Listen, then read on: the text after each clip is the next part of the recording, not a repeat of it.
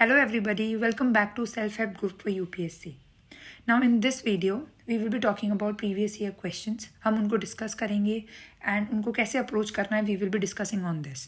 Now from this video, मैंने last video में अपनी बताया था कि हम प्रीवियस ईयर क्वेश्चन स्टार्ट कर रहे हैं. I will be starting off with 2023 year. हम ईयर वाइज जाएंगे एंड सब्जेक्ट वाइज जाएंगे. I am not going to have random questions. हम सब्जेक्ट वाइज कवर करेंगे कि पहले जो पॉलिटी से आए हैं, फिर हिस्ट्री में से आए हैं, फिर जो मिसलेनियस आए हैं, जो कहीं से भी बिलोंग नहीं करते थे. This way we will be discussing all 100 questions. और ऐसे आपको अप्रोच भी पता चलेगी कि हाउ आई सॉल्व पेपर और आप कैसे सॉल्व कर सकते हैं.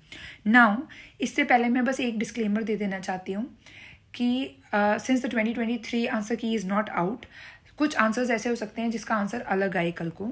सो वो आप ध्यान रखिएगा. एंड आई वुड सजेस्ट कि जब आंसर्स आती हैं, ऑफिशियल आंसर की आती है, please match your answers before appearing in 2024 exam.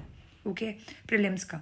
दूसरी चीज़ ये है कि I will not be discussing any techniques because I do not believe कि ऐसे कोई स्पेसिफिक टेक्निक है. But yes, mindset is important कि आप कैसे एलिमिनेट कर सकते हैं, कैसे सोच सकते हैं.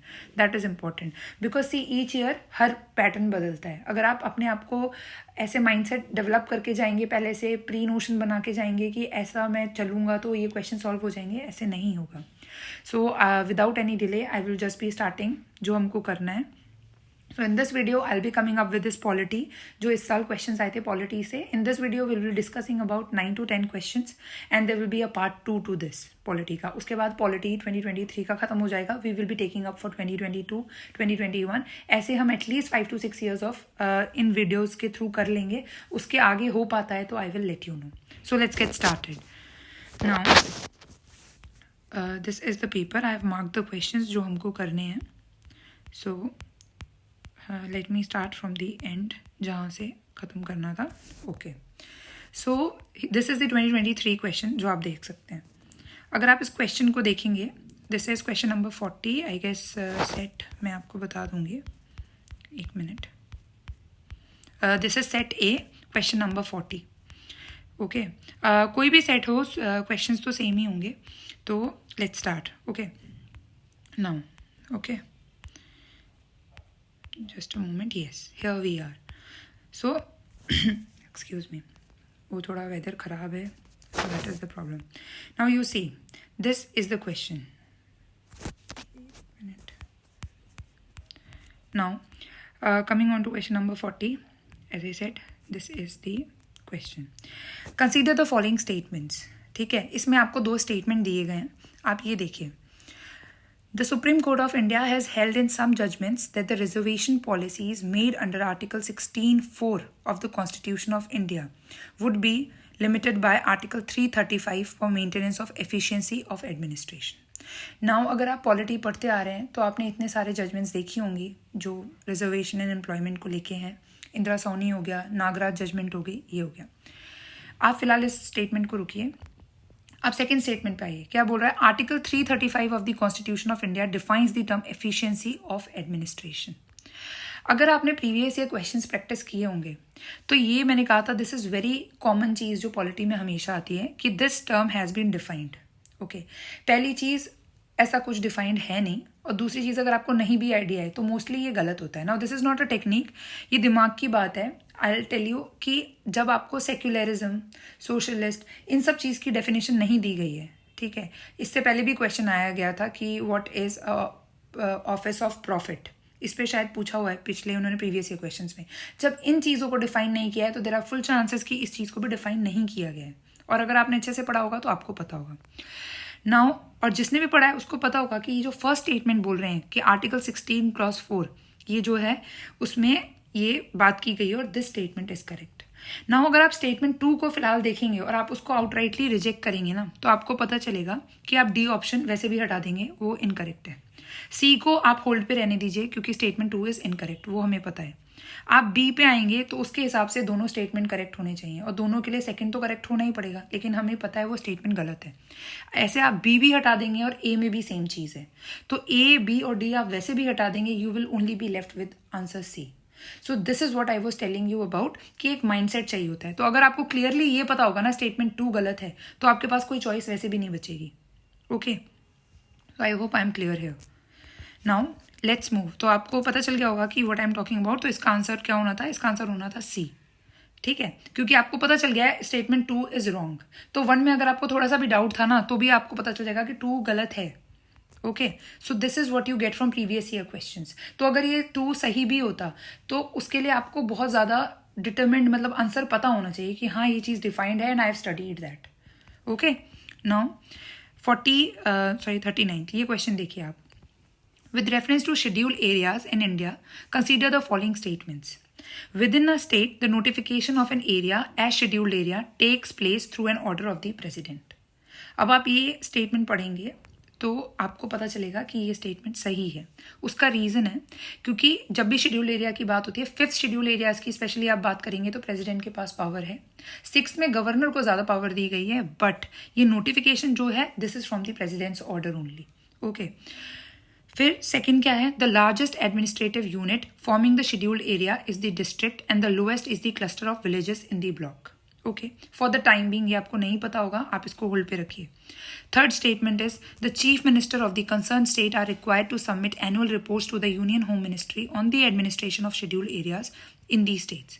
सबसे पहली बात, अगर आपने लक्ष्मीकांत अच्छे से पढ़ी है, आपको पता है ये वर्ड रिप्लेस कर दिया गया। चीफ मिनिस्टर नहीं, गवर्नर होते हैं जो रिपोर्ट देते हैं। ओके, तो आप थर्ड हटा दीजिए तो आपका 2 स्टेटमेंट वैसे ही हट जाएंगे।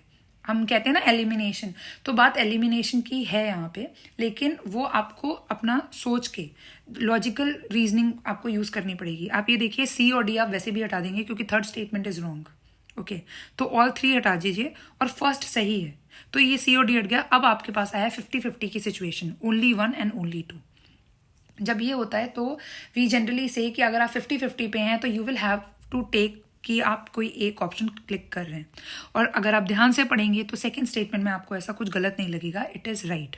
Okay, that the largest administrative unit forming the schedule area is the district. अगर आपने अच्छे से पढ़ा होगा 5th शेड्यूल, और अगर आप 6th शेड्यूल भी पढ़ेंगे तो आपको पता चलेगा when you will be reading about Assam and all. Okay, so अगर आप ऐसे देखेंगे तो आपको या तो ए करना है या बी करना है, एंड चांसेस होगी कि ये दोनों स्टेटमेंट्स करेक्ट हैं। Okay, so the answer would be, इसका बी हो जाएगा, only 2 statements. So I hope आपको समझ आ रहा है कि मैं क्या कह रही हूँ। Now moving on further.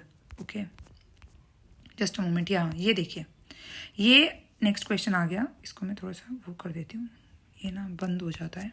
Just a moment, मैंने वो क्वेश्चंस ऑलरेडी मार्क कर दिए हैं जो हमको अटेम्प्ट कर रहे हैं, मतलब which I will be discussing in this video. So here I am with this. Now you see this question.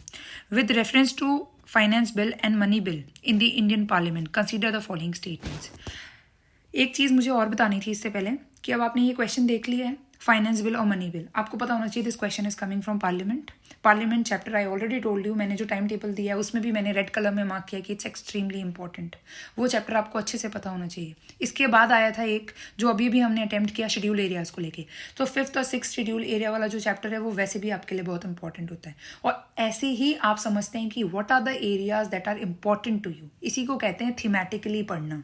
आपको पता होना चाहिए कौन सी एरियाज हैं जहां पे आपको ज्यादा एम्फोसाइज करना है। ओके, सो फ्रॉम दिस, ये पार्लियामेंट से आया question and this is regarding the money bill, and वो हमेशा क्वेश्चन आता है इस फील्ड से।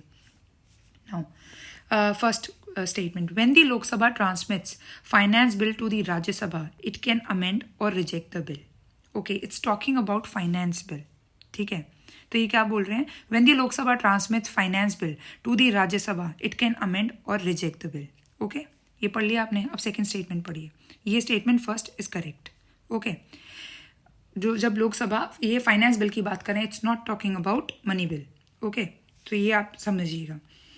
अब दूसरा देखिए, when the Lok Sabha transmits money bill to the Rajya Sabha, it can not amend और reject the bill, it can only make recommendations. This is correct again.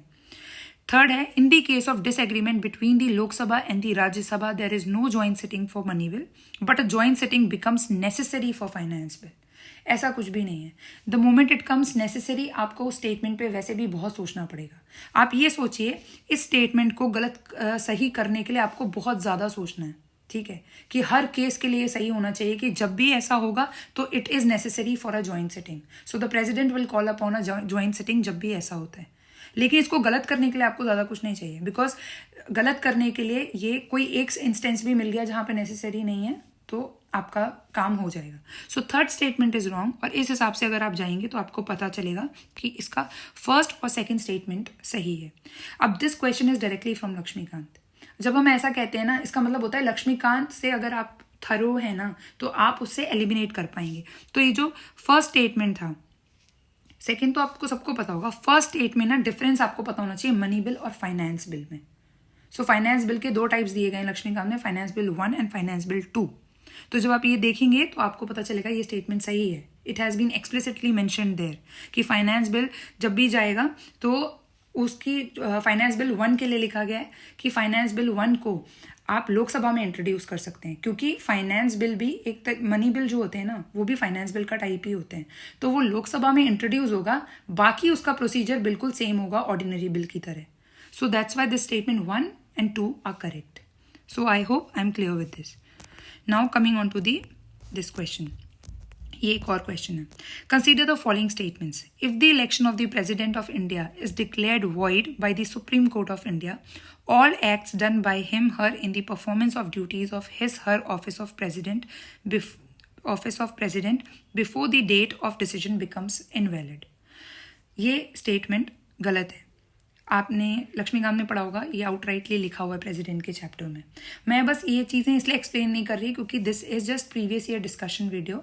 मैं आपको बता रही हूँ कि अगर आप लक्ष्मीकांत अच्छे से पढ़ेंगे ये वहाँ पे एक्सप्लिसिटली दिया हुआ है। Second is election for the post of the president of India can be postpone on the ground that some legislative assemblies have been dissolved and elections are yet to take place. ये भी दिया गया है कि on account of any vacancy आप इसको null and void नहीं कर सकते उसके इलेक्शन को। Okay, coming on to the third statement. When a bill is presented to the President of India, the Constitution prescribes time limits within which she has to declare his, her assent. अब इसको आप एक वो कह लीजिए कि drawback है कि इसकी कोई टाइम लिमिट नहीं होती। And same is in the case of speaker, कि जब डिफेक्शन का डिस्क्वालिफिकेशन का केस होता है तो there is no time limit for the speaker. So ये कुछ ऐसे स्टेटमेंट्स होते हैं जिसपे आपको वैसे भी ध्यान देना है। So none of the statement is correct here. Okay, so I hope I am clear with this. ये तीनों आपको एक्सप्लिसिटली दिए गए हैं लक्ष्मीकांत में, अगर आपने अच्छे से पढ़ी होगी ये सॉल्व हो जाएगा। There is nothing to discuss here. Okay, now coming here, consider the following organisations bodies in India. पहले नीचे क्वेश्चन देखिए वो क्या पूछ रहा है। How many of the above are constitutional bodies. ये मैंने आपको बोला था कि आपको कॉन्स्टिट्यूशनल बॉडीज में हमेशा क्वेश्चन आएगा। अब आप ऑप्शंस पढ़िए। The national commission for backward classes, ये आपको पता है कि ये कॉन्स्टिट्यूशनल बॉडी है। नेशनल ह्यूमन राइट्स कमीशन आप लक्ष्मीकांत के हिसाब से भी हटा सकते हैं क्योंकि ये वहाँ पे नॉन कॉन्स्टिट्यूशनल बॉडीज में दिया गया है, तो obviously it's not a constitutional body. Third आप नेशनल लॉ कमीशन। अब मैं आपको यहाँ पे एक चीज़ याद दिलाऊंगी, आप 2022 का पेपर देखेंगे, आई थिंक 2022 ही है, 21, हाँ शायद 2022, उन्होंने एक बार काउंसिल पे पूछा है क्वेश्चन, और अगर आपने वो सॉल्व किया होगा तो आपको पता चलेगा कि it is not a constitutional body. और अगर आप उस लॉजिक से जाएंगे तो आपको ये भी पता चलेगा कि नेशनल लॉ कमीशन भी कॉन्स्टिट्यूशनल बॉडी नहीं है, अगर आपने वो पढ़ा होगा तो। एंड इसलिए मैं कहती हूँ कि प्रीवियस ईयर क्वेश्चन को ना आप सिर्फ उतना मत पढ़िए जितना दिया गया है, go a little deep. Okay, so national law commission is not a constitutional body, it's a executive body. Okay, and fourth national consumer disputes redressal commission, ये भी नहीं है, आपको पता होना चाहिए, क्योंकि अगर कॉन्स्टिट्यूशनल होती है ना आपको पता होगा, कॉन्स्टिट्यूशनल है तो लक्ष्मीकांत में मेंशन भी होगी। ओके, और नहीं होगी, नहीं पढ़ी है तो उसको फॉर अ मोमेंट देखिए कि ये गलत होगा। Okay, so you will be just left with only one, that is the thing. अब आपका काम क्या बनता है ना, I will tell you. National consumer disputes redressal commission लिखा हुआ है, आप इसको थोड़ा पढ़िए, फिर आपको पता चलेगा कि ये कंज्यूमर प्रोटेक्शन एक्ट में आता है। वैसे ही नेशनल लॉ कमीशन के बारे में थोड़ा सा पढ़िए, नेशनल ह्यूमन राइट्स कमीशन के बारे में पढ़िए। This is how you are suppose to revise, always remember. आपको रिवीजन भी ऐसे ही करना है। आप प्रीवियस ईयर क्वेश्चन उठाइए और आप देखिए क्या आपको पता है कि ये कैसे कॉन्स्टिट्यूट होता है, इसको कौन हेड करता है, what is the committee, and specially in the case of constitutional bodies ये आपको करना है, उसमें आपको सब कुछ याद होना चाहिए। Okay, coming on to next question. In India, which one of the following constitutional amendment was widely believed to be enacted to overcome the judicial interpretation of the fundamental rights? इसमें अगेन आप elimination method से जाइए अगर आपको नहीं समझ आ रहा है। ज़्यादातर लोगों को इसमें कंफ्यूजन हो सकती है ऑप्शन ए में और ऑप्शन बी में। ओके, अब आप एलिमिनेट क्यों करेंगे? 86th अमेंडमेंट आपको पता है किसके रिगार्डिंग है? इट इज़ रिगार्डिंग एजुकेशन, आपको पता होगा, ये यहाँ से रिलेट ही नहीं कर रहा। 44th अमेंडमेंट आपको पता है कि वो 42nd का जो चेंजेस थे उसको अंडू करने के लिए किया गया था, फॉलोइंग द इमरजेंसी पीरियड जो था उससे पहले इंदिरा गांधी गवर्नमेंट में था, उसके बाद लेके आए थे उसको चेंज करने के लिए, ठीक है। तो 42nd को हम मिनी कॉन्स्टिट्यूशन भी कहते हैं क्योंकि उसमें बहुत कुछ चेंजेस किए गए थे। तो 44th और 86 तो आप ऐसे ही हटा देंगे, उनका कोई काम नहीं है। फर्स्ट ए मतलब ए है और बी है, इन दोनों में से आपको डिसाइड करना है। अगर आपने अच्छे से पढ़ा होगा तो आपको पता चलेगा ये क्या कह रहे हैं कि which of the following constitutional amendment was widely believe to be enacted to overcome the judicial interpretations of the fundamental rights. First amendment के थ्रू हम 9th शेड्यूल लेके आए थे। अगर आपने फर्स्ट अमेंडमेंट पढ़ा होगा आपको पता होगा कि लास्ट 2-3 साल पहले ही उन्होंने प्रीवियस ईयर क्वेश्चन में फर्स्ट अमेंडमेंट पे क्वेश्चन पूछा है। And here again I will emphasise previous year questions. तो फर्स्ट अमेंडमेंट से हम लेके आए थे 9th शेड्यूल और उसमें हमने क्या किया था, हम उससे ये कह रहे थे कि जुडिशियल इम्यूनिटी मिल जाएगी, मतलब जुडिशियल रिव्यू नहीं कर सकते आप उन चीज़ों का जो उस शेड्यूल में मैंशन होंगी। तो ये वही पूछना चाह रहे हैं बेसिकली, ओके। ये किस लिए किया गया था कि फंडामेंटल राइट्स और डीपीएसपी में कौन सुप्रीम है, स्टार्टिंग में चल रहा था, बिकॉज हमको ज़मींदारी अबॉलिश करनी थी, हमको लैंड रिफॉर्म्स लेके आने थे और रिस्ट्रिक्शंस लेके आने थे, और मतलब इन दी आर्टिकल 19। तो आपको समझ में आएगा कि जो फर्स्ट अमेंडमेंट है ना वो हमेशा से बहुत कॉन्ट्रोवर्सी में रहा है। 42nd भी हो सकता है, लेकिन अगर आप इसको डीप थॉट देंगे तब आपको पता चलेगा कि first amendment is the correct answer. उसके पीछे बहुत ज़्यादा जुडिशियल इंटरप्रिटेशन को लेके हुआ था बिटवीन दी गवर्नमेंट लॉ, मतलब उसके लिए लॉ आता था, उसके बाद जुडिशरी उसको बोलती थी कि नहीं। आपने पढ़ा ही होगा, मतलब चंपक दोराई रंजन केस था, इतने सारे केसेस थे बैक टू बैक, उसमें यही था कि फंडामेंटल राइट्स आएंगे या डीपीएसपी आएगा। उसके पीछे गवर्नमेंट और जुडिशरी में बहुत कुछ चल रहा था एंड एज अ रिजल्ट आपको पता चलेगा the answer is first amendment. आपको इतना डीप नहीं जाना है, you will just have to think a little bit और आप ये क्वेश्चन कर लेंगे, ओके। नाउ कमिंग हियर, अब आप ये देखिए, again this is again from the previous year question. Which one of the following statement best reflects the chief purpose of the constitution of a country. Okay, ये constitution का आ गया। इससे पहले question था कॉन्स्टिट्यूशनलिज्म पे, इसका क्वेश्चन आपको mains में भी दिखेगा। सो अगर आपने प्रीवियस ईयर क्वेश्चन सॉल्व किया होगा तो आपको सोचने की जरूरत ही नहीं है, you will directly go to the option C कि defines and limits the power of government. आपको कुछ और पढ़ने की जरूरत ही नहीं है, okay. So this is what I am saying कि आप प्रीवियस ईयर क्वेश्चन पढ़िए और उसको थोड़ा सा डीप में जाइए, आपको अपने आप अगले साल के लिए हेल्प हो जाएगी। Next is statement 1। In India prisons are managed by state governments with their own rules and regulations for the day-to-day administration of prisons. Now, अगर आपने मेंस पर्सपेक्टिव से थोड़ा सा पढ़ा है तो आपको पता चलेगा prison is a state subject, okay. वो उसमें आते हैं 4, मतलब ओके। सो प्रिजन आपको पता चल गया कि प्रिजन जो है वो स्टेट लिस्ट में आता है। ये statement 1 is correct. Now statement 2। In India prisons are governed by the Prisons Act 1894 which expressly kept the subject of provisions in the control of provincial governments. अगर आप ये देखेंगे कि मुझे नहीं पता, मैं आपको अपना बता रही हूँ, when I was attempting I do not know कि ये प्रेजेंस एक्ट 1894 में आता है कि नहीं, बट मैंने ये सोचा था कि the subject of presence in the control of provincial government, तो तब प्रोविंशियल गवर्नमेंट में था, अभी स्टेट गवर्नमेंट में है, तो मुझे थोड़ा सा रिलेटेबल लगा। सो आई जस्ट थॉट कि अगर ये मुझे नहीं पता 1894 है कि नहीं, बट अगर मान लीजिए ये फॉर अ मोमेंट ये एक्ट सही हो जाती है तो मुझे ये थोड़ा सा रिलेटेबल लग रहा था कि अर्लियर इस एक्ट के तहत ये प्रोविंशियल गवर्नमेंट का सब्जेक्ट था, तो अभी उन्होंने स्टेट गवर्नमेंट्स में कर दिया, तो it's quite relatable. So I went with the option C. अब ना बहुत सारी आंसर कीज में ना ऑप्शन सी भी दिया हुआ है और कुछ में ऑप्शन ऐसे दी, मतलब मैंने तो ऑप्शन ए किया हुआ है कि ए है, तो कुछ में ए दिया हुआ है और कुछ में सी दिया हुआ है। सो अभी जब ऑफिशियल आंसर की आएगी तब पता चलेगा, but for me I marked it A, okay. Now coming on to 31।